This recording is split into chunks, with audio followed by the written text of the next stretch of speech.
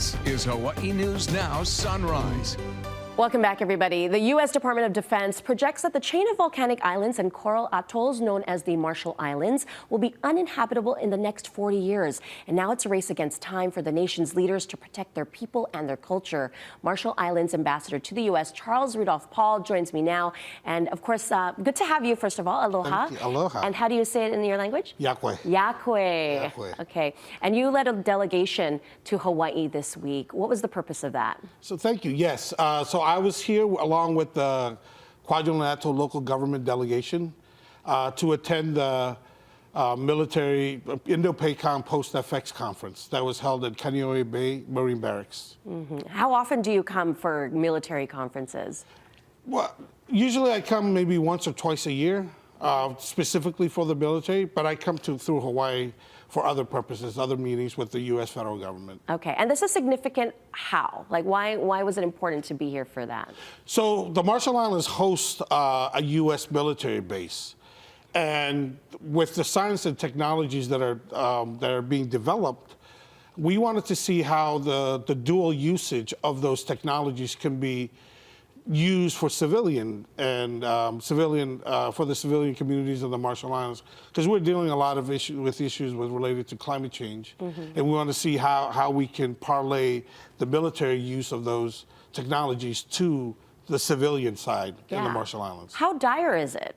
Is it pretty bad? Because we've been seeing all the data about kind of the effects of disasters, hurricanes. Absolutely, and we're seeing more inundation of waves. We're seeing even hotter and hotter days, which means that the habitat for the fish and the livestock and the food security issues and water, more droughts. So it's becoming a major issue for us. So we have to look outside to try to see how we can complement what we currently have and build on it. Yeah, one of the technologies I was reading about is creating water from air. Absolutely. So that is so interesting. Yes, so that's a Hawaii company called Waiea Water. Shout out to Waiea Water. And it's a device that they have, and they're able to pull moisture from the air and just create water. And as you know, climate change, water, we catch rainwater for our usage. As long as we diversify, water, how we obtain water, that's a goal for us. Yeah, those types of solutions are important, right? Absolutely. Being very creative.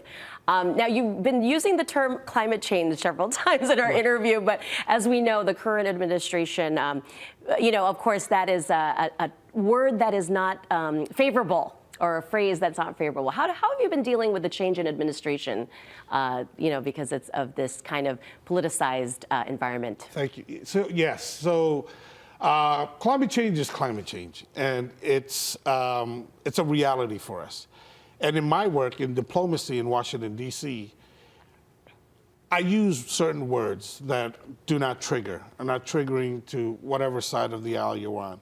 So I use words like adaptation and mitigation, and those tend to resonate by describing the issue as opposed to labeling it. So I've been having good conversations with both sides of the aisle, and that's something. It's all about the messaging.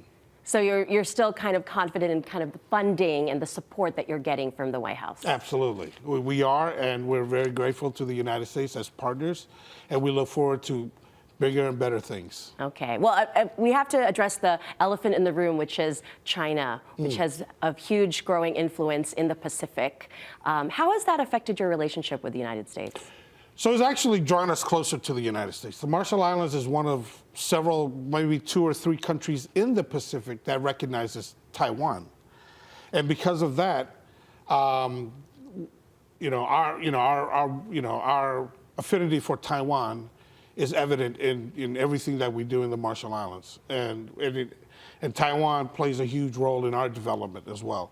And I believe the U.S. appreciates that, because it's something that we can show that, we favor democracy over others in our personal relationship. But China, don't get me wrong. China is in the Marshall Islands.